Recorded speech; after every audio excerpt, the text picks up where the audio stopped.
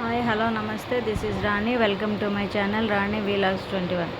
ఈ వీడియోలో వీర బ్రహ్మేంద్ర స్వామి ఆలయం బ్రహ్మంగారి మఠం అనే ఊర్లో ఉంది, చూపిస్తున్నాను. నాతో పాటు అండి. ఇది ఆలయం వెలుపలి భాగము.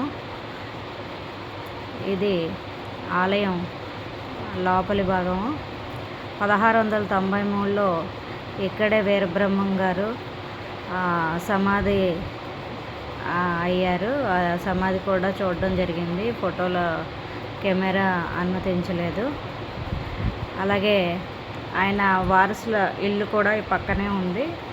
ఆయన యొక్క వారసులు 7వ తరం వాళ్ళు నేను చూపిస్తున్న ఈ ఇంట్లో ఉన్నారు. ఈ బ్రహ్మంగారి మఠం అనేది వైఎస్ఆర్ జిల్లాలో మైదుకూరు పట్టణానికి 20 కిలోమీటర్ల దూరంలో ఉంది.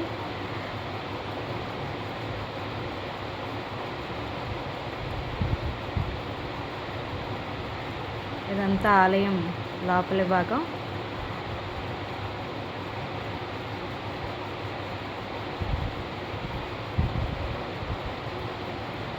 ఈ ఆలయంలో ఈశ్వరుడు ఉన్నాడు. అలాగే బ్రహ్మంగారి సమాధి ఒకవైపున ఉంది.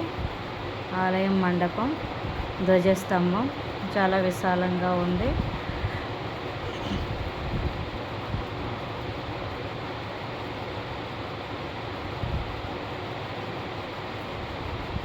మీరు చూస్తున్నదంతా ఇది 7వ తరం వారసుల వాళ్ళ హౌసు.